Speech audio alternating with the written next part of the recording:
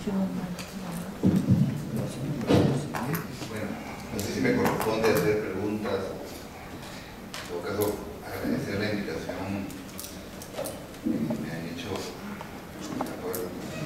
Parece bien. Ya mañana hablaré del tema de la interfaz entre competencia legal y intelectual. Pero como no va a poder hablar de un tema que me gusta mucho, que es la interfaz entre libre competencia y competencia intelectual, quería en todo caso tomar un par de ideas que creo que es importante que las tengamos en cuenta o las analice. Y un poco sobre la base de la experiencia peruana. Y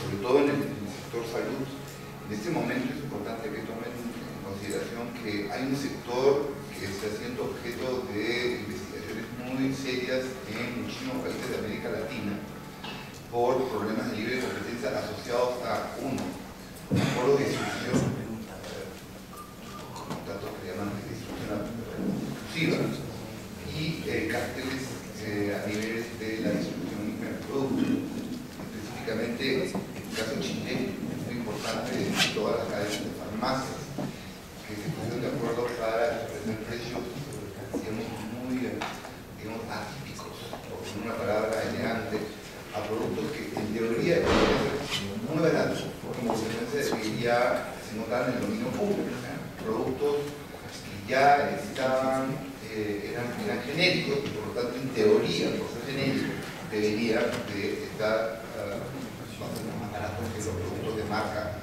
o los productos con patente. Sin embargo, costaban aproximadamente 500 o 700 hasta 700 más de lo que en teoría podría ser un precio regular de mercado. Y eso que en Chile ha abierto otras posibilidades para que los productos ingresaran sin ningún tipo de limitación en el mercado y estaban inundando el mercado con gente que dice que son de dudosa calidad, de productos de la India. Pero la cuestión es que existían todos los incentivos para que los productos, sobre todo genéricos, tuvieran precios muy baratos para la comunidad. Sin embargo, costaban una cantidad enorme de dinero como consecuencia de que las cadenas de farmacias habían establecido un cártel muy grande. Esto ha sido una multa de $20 millones en la cual se vieron involucrados incluso las empresas farmacéuticas. En el Perú se está replicando la misma situación y en este momento la autoridad de competencia está en la última etapa de una investigación muy importante en el sector farmacéutico, tanto de productos genéricos como productos con marca y los genéricos con marca y los genéricos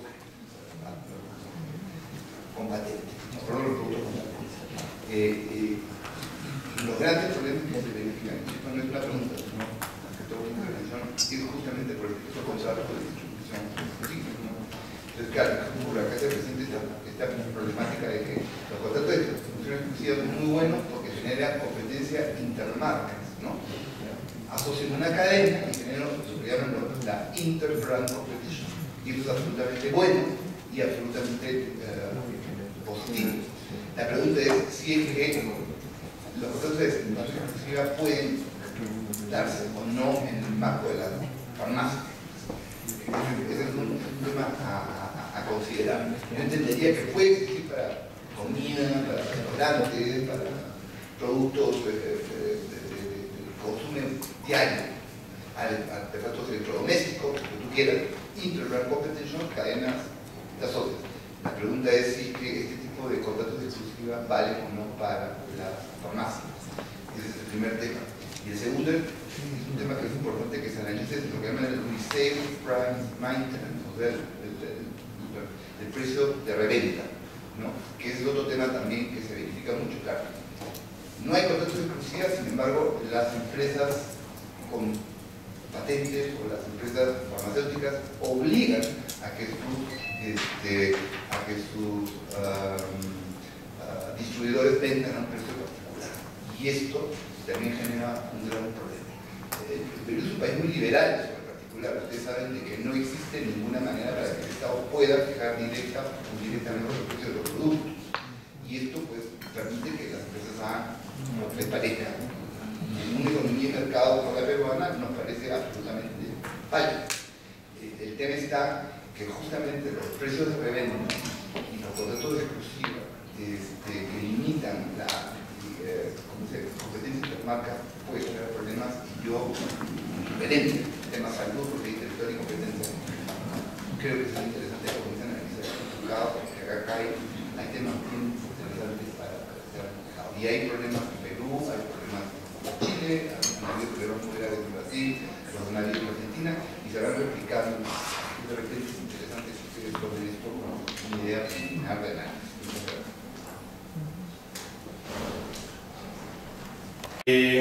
He puesto dos ejemplos de cómo interactúa la competencia con la propiedad intelectual. Efectivamente existen muchos más ejemplos. Y la relación entre competencia, no necesariamente hablando de prácticas desleales con propiedad intelectual, es muy fuerte. Y mucho también que ver con cómo se relaciona, cómo puede beneficiar la competencia también, la regulación del control de poder del mercado a las políticas de acceso a la salud, las políticas de los medicamentos.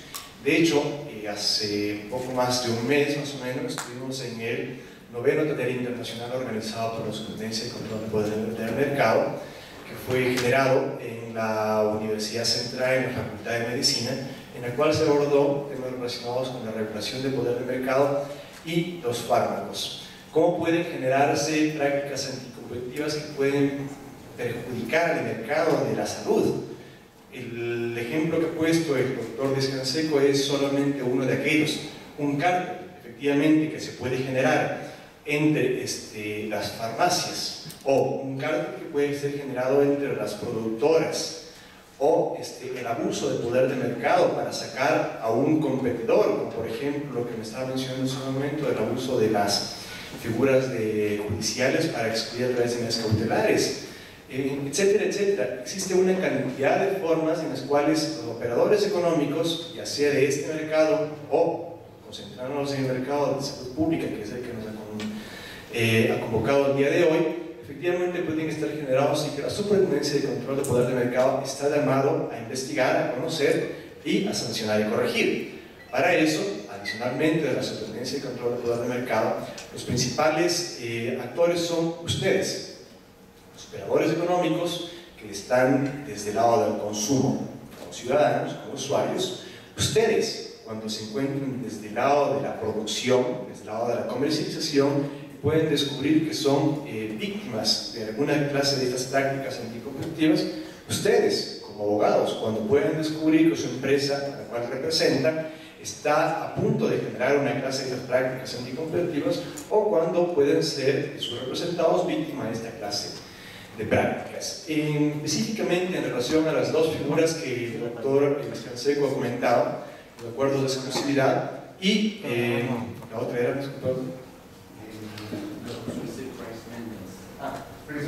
precios de reventa. Son dos figuras que efectivamente la legislación ecuatoriana, la Ley Orgánica de Regulación y Control del Poder del Mercado, contempla. Hay que hacer una aclaración. Nosotros nos encontramos en un régimen que en derecho a la competencia se puede denominar la regla de la razón. En otras palabras, cada caso debe ser analizado de forma específica, de forma particular, y hay que analizar los efectos que se pueden generar en la competencia, los posibles beneficios, las deficiencias que pueden ser producidas a través de una práctica que posiblemente pueda parecer a todas las luchas anticompetitivas, pero que puede ser que resulta beneficiosa. En este sentido, las dos figuras están contempladas, pero son algo que la Superintendencia debe entrar a analizar caso por caso. Y particularmente en cuanto se refiere a los precios de reventa y a la posibilidad de que se genere un cártel para fijar precios excesivos, por ejemplo, es importante comentarles que, como muchos de ustedes conocerán, en el Ecuador los precios de los medicamentos se encuentran regulados acá sí por lo que se conoce como el Consejo de Regulación de Precios de Medicamentos de Uso Humano, si no me equivoco, no estoy equivocado con la denominación del Consejo, en lo cual se hace un análisis de los costos de producción y se determinan ciertos márgenes de ganancia tanto para las farmacias como para los productores. Por supuesto, esto no quiere decir que no pueda generarse una distorsión a través de este mecanismo, porque puede ser que se esté generando una sobrevaloración de los productos al momento de ser declarados. Puede existir una clase de ficción que puede estar perjudicando la competencia, y si bien puede no ser una práctica anticompetitiva, pero quizá un proceso puede estar fallando dentro de esa cadena de fijación del precio y la Superintendencia de Control de Poder del Mercado entrará a hacer un análisis de cómo está funcionando este mercado, particularmente este proceso de fijación de precios, y si se encuentra que existe alguna anomalía, emitirá las recomendaciones para que se tomen los correctivos del caso. Muchas gracias. En materia de manutención de precios de reventa, debe decirse que en general no es un tema de propiedad intelectual, porque tiene que ver con contratos de distribución. Sin embargo, puede aparecer un problema con precios de reventa en un contrato de licencia de patente o de licencia de marcas. Por el contrato, el titular puede demandar, exigir determinados precios para la colocación del producto en el mercado por el licenciado. En general, también ahí hay que examinar caso a caso. En general, lo que el titular quiere recibir son las regalías. Si el licenciado es capaz de pagar las regalías y mantener un precio bajo, bueno. Pero hay determinados casos, por ejemplo, imaginemos una licencia de una marca Louis Vuitton. El valor de la marca está en el precio del producto, de la mercancía. Entonces, puede haber momentos en que la autoridad de competencia puede ser más flexible y permitir la manutención, la imposición de precios de reventa. Mi nombre es Mayra Vivar, soy de la nueva Secretaría Nacional de Discapacidades, un extenso abrazo del doctor Alex Camacho, nuevo Secretario Nacional de Discapacidades. Mi consulta va básicamente al tema que expuso el doctor Salazar sobre el tema de que solamente el 4% de las patentes son nacionales. Entonces, lo que concluía era que queríamos fomentar la producción nacional. Mi consulta va a que ustedes tienen determinados los productos o los sectores de producción en los que se deberían enfocar las empresas nacionales para poder desarrollar los productos, y si es que existe algún incentivo para que la producción nacional se pueda fortalecer en este sentido. Doy palabra de la Universidad de Valencia, España. Bueno, al hilo de estas intervenciones, quería también un poco hablar del tema de precios de reventa en el sector farmacéutico. En España estamos como en Ecuador, el precio de los medicamentos lo fija el Estado. Y bueno, en principio sí que planteó en su momento este tema problemas con los derechos de la protección de los derechos de propiedad intelectual, porque en Europa tenemos el agotamiento de los derechos comunitarios, de manera que una vez introducido un medicamento en el mercado, sobre ese medicamento se agota el derecho de propiedad de patente en este caso, y ya se puede comprar y distribuir en toda Europa. Llegó el momento de que España y Portugal, con los precios intervenidos en el Reino Unido, muchas empresas compraban los medicamentos en España, que ya habían sido introducidos en el mercado, y luego allí se distribuían.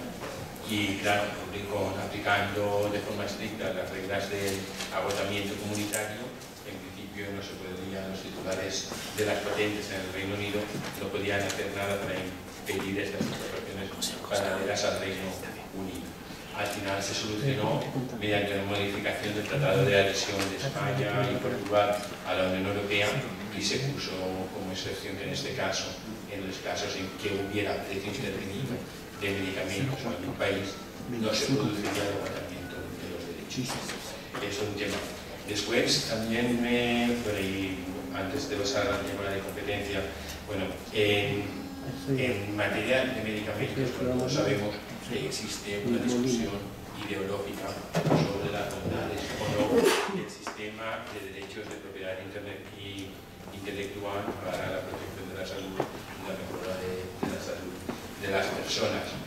Y en este sentido se critica mucho a las regulaciones internacionales, sobre todo a API, que como bien se ha explicado es un tratado pensado para la industria farmacéutica y que se adapte a todos los países en vía de desarrollo con la protección mínima de estas patentes farmacéuticas.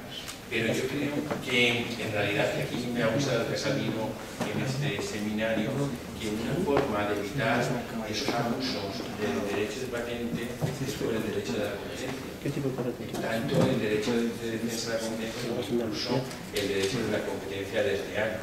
Y bueno, me alegra ver que Me han pasado también unas resoluciones de Perú, no en materia de medicamentos, pero sí de transporte, donde se está valorando ya por las autoridades el abuso de los procedimientos legales. Y aquí sí que me gustaría acordar la nota europea, que en Europa también este ha sido un tema muy importante y que la Dirección General de Competencia de la Comisión Europea, en un escrito del 8 de julio de 2009, ya advirtió a los Estados de estas situaciones de abuso del derecho de patentes. Y sobre todo, recientemente ha habido una sentencia del Tribunal de Justicia de la Unión Europea, en la Sala Primera del 6 de diciembre de 2012, en el caso AstraZeneca, donde, creo que a Finlandia, Noruega, en un país nórdico, las industrias farmacéuticas estaban todo el rato litigando contra la autorización de un producto genérico, de un medicamento genérico. Y aquí, al final, los tribunales vieron que se estaban dando datos falsos y haciendo alusiones a estudios y a pruebas del medicamento en que contrarrestaban lo que decían la empresa del medicamento genérico. Se vio que eso era falso y se consideró que en ese caso había sido un abuso de los derechos de propiedad intelectual. Entonces yo creo que esto en realidad permitiría mantener el sistema de protección de los derechos de patentes sobre productos farmacéuticos, de manera que se potencie la industria más moderna, más avanzada de la industria farmacéutica, al tiempo que mantener o buscar el equilibrio con una industria de medicamento genérico. Y luego, sobre este punto, también me han gustado pues, ya los intentos que ha habido aquí en Ecuador de otorgar licencias obligatorias y también de cómo se está un poco impulsando la industria farmacéutica de genéricos, una cierta industria o investigación en materia farmacéutica. Y aquí pues, me gustaría también resaltar que los últimos estudios sobre CACHINAP, sobre desarrollo y derechos de propiedad intelectual, pues vienen a coincidir todos en que el derecho o el tener unas normas modernas sobre propiedad intelectual no es suficiente para promover el desarrollo de los países, ¿no? Y todos cuentan un poco la realidad de los países asiáticos, pero que es muy distinta a la que actualmente nos encontramos en Perú, en Ecuador, en países de Latinoamérica, porque estos países como Nueva Zelanda, Tailandia, India, pues desarrollaron su industria farmacéutica y en algún sector químico, en algún sector tradicional, en momentos en que ellos no permitían la protección por patentes de medicamentos, y entonces pudieron, con grandes inversiones en investigación, en educación y en industria de estos sectores, en industrialización de estos sectores, pudieron crear esta industria. Claro, nosotros aquí lo tenemos más complicado porque por lo menos en la comunidad andina, pues todos los países pues ya tienen que cumplir ATI, tienen que tener la protección de los medicamentos, tienen que proteger el segundo uso terapéutico, ¿no? La patentabilidad del segundo uso terapéutico. Entonces aquí la única forma que hay es invertir un poco en industrialización, las licencias obligatorias y después introducir todos los límites sobre investigación para la industria genética, para poder permitir la utilización de genéricos, que eso en algunos países todavía no está establecido. Y ya, por último, ya cambiando de tema, sí que también es interesante el tema de los contratos de distribución, porque eso será, me imagino que como ha ocurrido en Europa, al final ocurrirá también en Ecuador. Yo estoy viendo que en su artículo 12 de la Ley Orgánica de Regulación y Control del Poder de Mercado tiene unos supuestos de extinción de la prohibición en casos de acuerdos restrictivos de la competencia.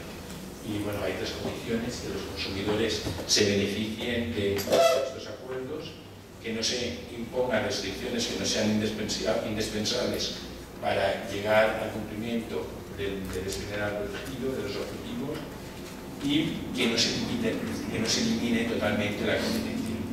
Bueno, el problema es que en principio, hoy en día en Ecuador, todos los contratos de distribución tienen cláusulas restrictivas. Entonces, se pueden encontrar muchas empresas en una situación de inseguridad jurídica porque no saben si al final se les aplicará la prohibición de acuerdos restrictivos de la competencia o no. Esto, no sé si hay algún procedimiento para solicitar la modificación de estos acuerdos regulares aquí en Ecuador. Dice, claro, esto en Europa, si no había una posibilidad de acuerdos singulares, de solicitar un acuerdo, una autorización particular de un acuerdo, y después ya, como había muchas solicitudes, se redactaron unos reglamentos de sanción por categorías de acuerdos verticales, de franquicia, de distribución exclusiva, y luego también de transferencia de... Entonces, tampoco quería saber la situación que hay aquí en Ecuador. Esta clase de acuerdos verticales. Lo que sí existe y está previsto en la ley es la posibilidad de que los operadores económicos realicen consultas a la Superintendencia de Control del Poder del Mercado, que en el caso de tratarse de un operador específico, de una conducta específica, por supuesto, después de que se haya emitido el criterio por parte de la Superintendencia, se volverá obligatorio para ese operador. Muy rápidos. La primera cuestión muy importante que el doctor falaba en levantar es la cuestión de agotamiento de precios controlados. Y sin duda, el requisito para el consentimiento, para el agotamiento es el consentimiento del titular, la transferencia del título del producto que incorpora la propiedad intelectual. Y por eso, en las negociaciones de los artículos, hubo una tentativa de Estados Unidos de incluir una nota de fondo de página al artículo 6, diciendo que en caso de precios controlados no ocurriría el agotamiento. Y esto fue rechazado, porque los precios están controlados, es decir, no hay voluntad del titular de contar los precios, pero hay voluntad cuando a la venta. Entonces, hay agotamiento. Hay un problema un poco más difícil si el producto farmacéutico es objeto de una licencia compulsoria. Y si la venta hecha por el licenciado compulsorio puede agotar o no el derecho. Ahí no hay un consenso. Mi opinión personal es que sí hay agotamiento, pero esto es discutible. El segundo punto, y por palabras estoy convencido con todo lo que usted ha dicho, simplemente hay aquí una nota muy interesante, es que en general se asocia el crecimiento, la generación de una industria de genéricos en India a la inexistencia de un sistema de patentes para productos farmacéuticos a partir de septiembre. Esto no es verdadero.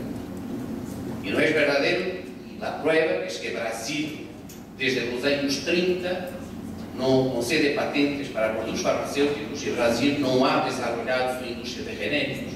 La industria de genéricos de Brasil es una industria montadora, no fabrican ingredientes activos, empezaron a fabricarlos hace 2 años. ¿Por qué India ha tenido éxito con otros países no han tenido? Es que en India, en el año que se prohibió las patentes para productos farmacéuticos, se ha prohibido a las industrias extranjeras de vender ingredientes activos nuevos en el mercado indiano. Entonces, las industrias locales se han sentido encorajadas a hacer su investigación de hacer ingeniería reversa. En Brasil no. En Brasil, cuando ha venido la prohibición para las patentes de productos farmacéuticos, 85% del mercado inmediatamente foi ocupado por las multinacionales. Entonces, las industrias genéricas no tienen ningún incentivo de mercado para hacer la investigación.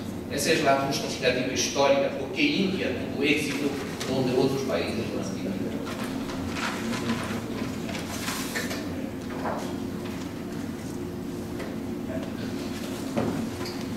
Que tenemos ahora, por ejemplo, el tema de patentes para el tema de invenciones para los nacionales, para investigadores independientes nacionales de escuelas politécnicas pequeñas y medianas industrias, son los descuentos en las tasas. Las tasas fueron revisadas en octubre del año pasado, 2012, y hay un descuento desde el 90% para todos los nacionales, de la forma que hemos encontrado para comentar. Más que un catálogo, un listado de productos, lo que se ha detectado, por ejemplo, en tema de medicamentos, se entregó al Ministerio de Salud Pública y se entregó un listado de cuáles son los principios activos que cuentan con patentes en el Ecuador, para que a raíz de eso se pueda fomentar la solicitud de licencias obligatorias y para que sean los ecuatorianos o ENFAL o un laboratorio ecuatoriano que solicite esas licencias con los correspondientes descuentos, siempre y cuando estén encasellados de las personas dentro de esa resolución que se emitió. Al tema de licencias obligatorias, son dos preguntas. La primera es, antes de conceder una licencia obligatoria para una patente por un precio que se considera excesivo, por parte del Estado, ¿existe algún tipo de propuesta, solicitud, exigimiento al titular de una patente para que disminuya el precio antes de conceder una licencia obligatoria? Y la segunda pregunta es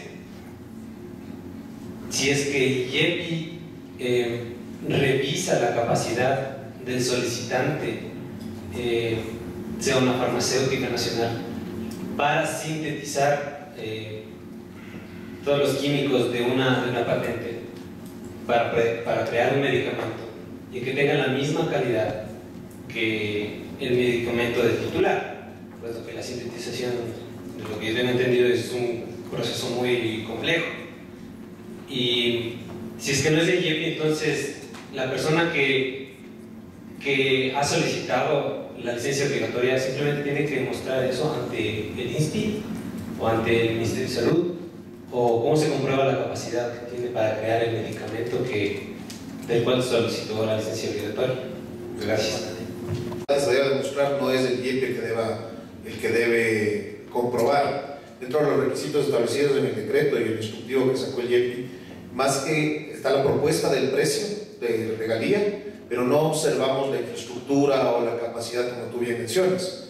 Después, cuando tengan tengan el licenciamiento obligatorio que hayan conseguido para poder producir o comercializar, tienen que seguir el proceso normal para poder comercializarlo, que como tú bien dices, el INSPI en este caso, para poder obtener este pedido. Nosotros no analizamos los temas referentes a los derechos de propiedad industrial que se generan por la concesión de patentes, siempre que se vean reconocidos los derechos de este titular a través del pago de la regalía.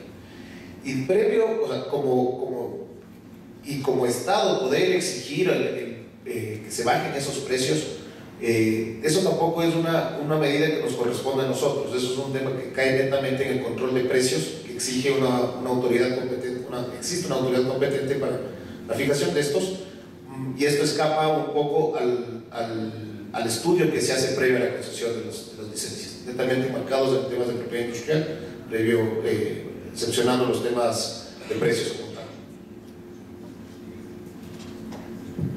Essa questão de licencias compulsórias em razão de preços excessivos é uma das questões mais difíceis. Claro que em um país onde há preços controlados, aí é muito simples. Preços excessivos é o que está arriba do preço controlado. Pero há países onde não existem preços controlados, e depois de mencionar o caso de Sudáfrica, onde há alguns anos uma ONG representando interesses de enfermos de SIDA empezou na ação de investigação, a solicitar à Comissão de Competência de Índia que empeçar uma investigação contra duas companhias multinacionais farmacêuticas. Uma delas era Ingelheim, Boehringer Ingelheim, de Alemanha, por preços abusivos, preços excessivos. Bueno, em Sudáfrica há uma comissão de competência, que é um órgão administrativo, uma agência administrativa, e há um tribunal de competência. E o tribunal de competência, em sua jurisprudência, sigue a doutrina general, bajo a qual, em princípio, preços excessivos são pró-competitivos. Por quê? Porque quanto mais altos os preços de fabricante, bueno, más los otros quieren ingresar en el mercado. Es decir, los precios excesivos llaman a los competidores, no los expulsan. Entonces, el Tribunal de Competencia de Sudáfrica tiene esta tendencia, sigue esta jurisprudencia. Entonces, la Comisión de Competencia no quiso salir con una decisión. Y entonces lo que hizo fue llamar a las compañías y, bueno, y negociar con ellos. Y ellos han bajado los precios. Pero no hubo una decisión de la Comisión de Competencia, precisamente porque el tribunal pensaba en otra manera. Esta es la cuestión de precios excesivos, es un tema muy complicado en materia de competencia. Sí, y además hay un aspecto, aquí en la sala están sobre todo abogados. Los precios excesivos o la acusación a una empresa por precios excesivos está guiada a un principio fundamental del derecho, que es nullum crimen sine lege. Es decir, ninguna empresa puede ser acusada de precios excesivos hasta que alguien le venga a decir esto es prohibido. Ese es el tema.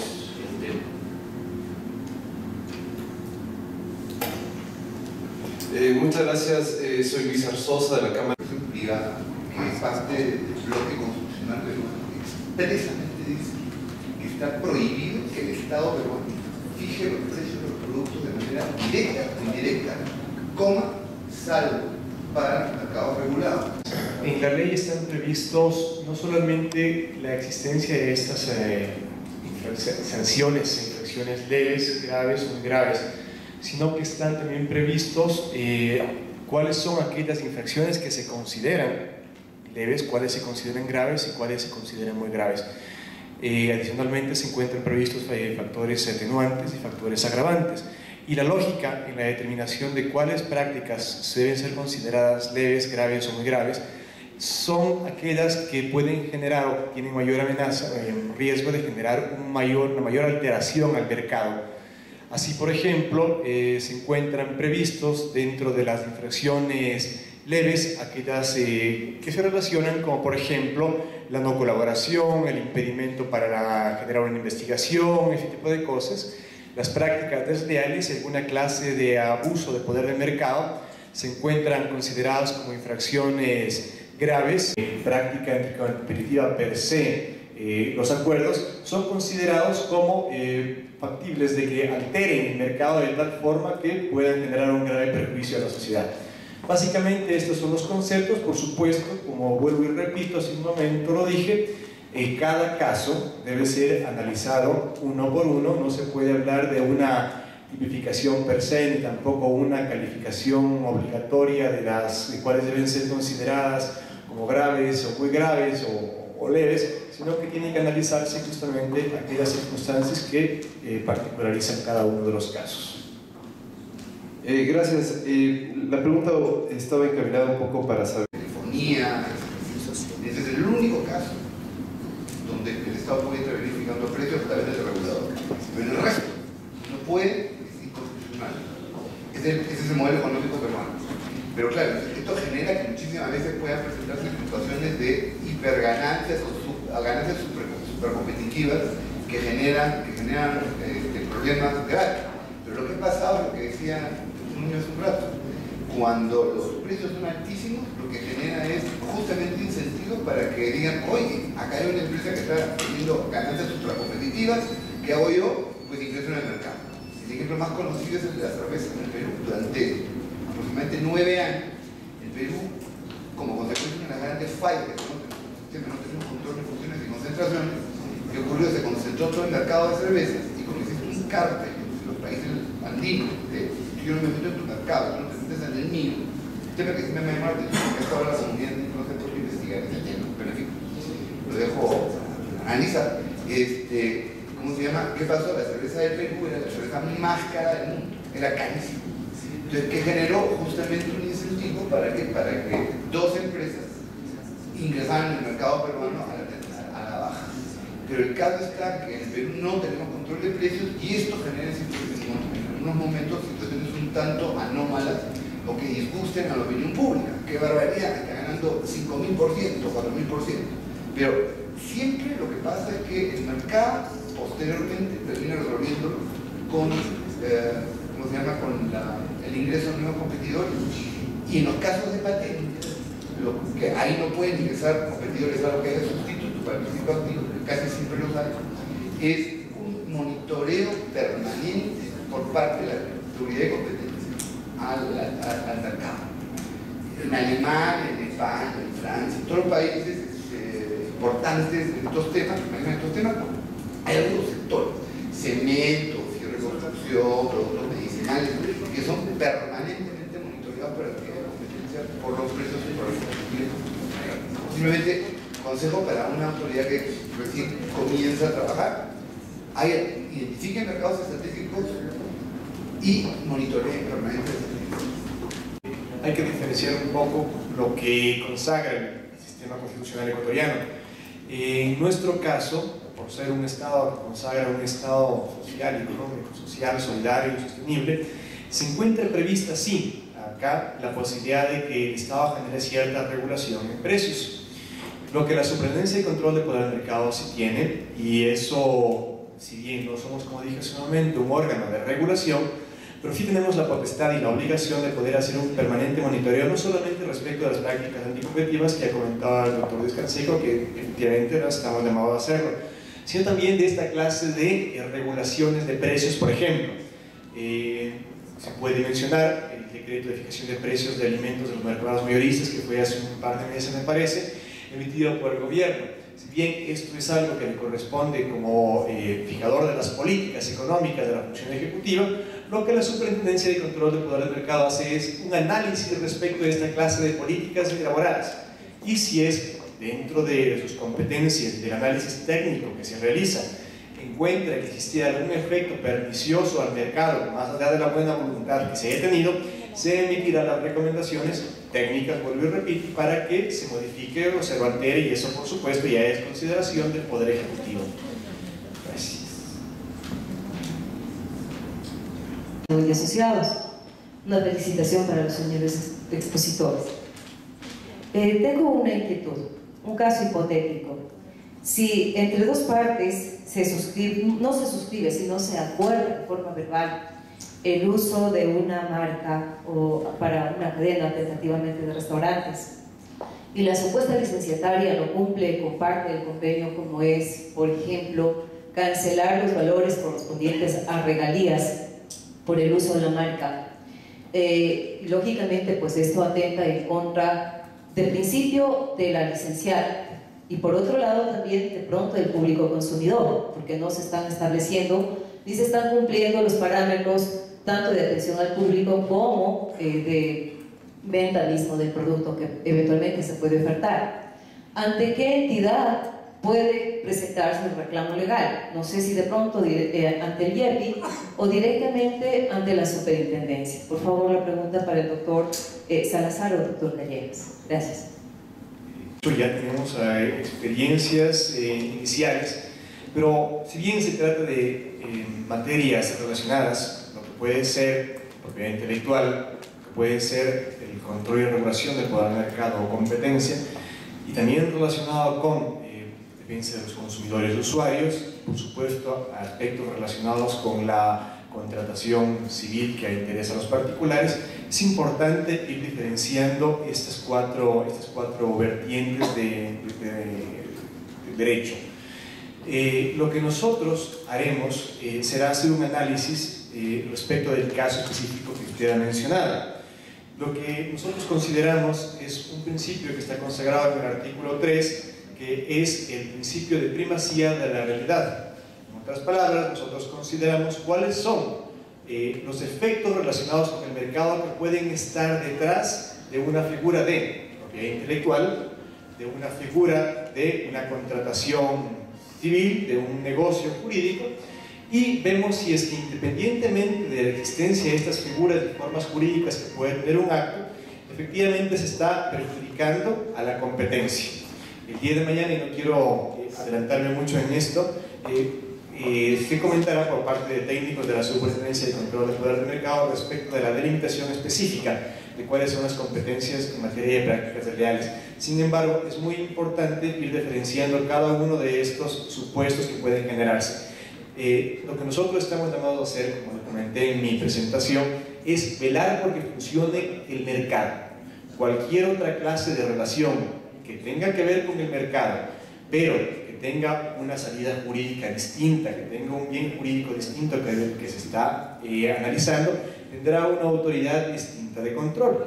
Por ejemplo, si estamos hablando de que puede atentarse contra los derechos de los consumidores y usuarios, habrá que ver, por eso también me refería a que hay que hacer un análisis caso por caso, si es que esta es una afectación macro al mercado. Para eso tenemos elementos como por ejemplo los que comentaba de determinación del mercado relevante al cual dentro de toda investigación estamos obligados a generar, para saber si es que dentro de este mercado esa afectación a los derechos de los consumidores y usuarios realmente está generando un perjuicio, una alteración al macro, al concepto consumidores y usuarios, o por el contrario, dentro de un mercado X está generando solamente una afectación a unos pocos consumidores y usuarios, para lo cual tendrán las autoridades que están consignadas en la ley, como por ejemplo podrán acudir ante la Defensoría del Pueblo o ante los intendentes, ante los comisarios de policía. Me parece que son aquellas autoridades que están de más a conocer derechos de los consumidores y usuarios, ante los jueces de lo civil, si es que se trata de un proceso civil de afectación e incumplimiento de un contrato, por más que esté relacionado con el mercado, ante el Instituto Ecuatoriano de Propiedad Intelectual, cuando aquellas se traten estén relacionadas con prácticas desleales que tengan que ver con propiedad intelectual y que no afecten al mercado. Eso está consignado en el artículo 30 y 31 del reglamento de la Ley Orgánica de Regulación y Control del Poder de Mercado. Y cuando se trata de aquellas prácticas que afecten al mercado, de aquellas prácticas desleales que afecten al mercado como un ente, entonces estaremos hablando de competencias por parte de la superintendencia. De todas formas, les ruego un poco de paciencia. El día de mañana, a través de las exposiciones de nuestros invitados y de los técnicos que me van a precedir en la palabra, de los funcionarios de la Superintendencia y Control del Poder del Mercado, vamos a completar este punto. Bueno, los invitamos a 2:30 de la tarde, que empieza la segunda jornada del taller, así que los esperamos hasta ahora.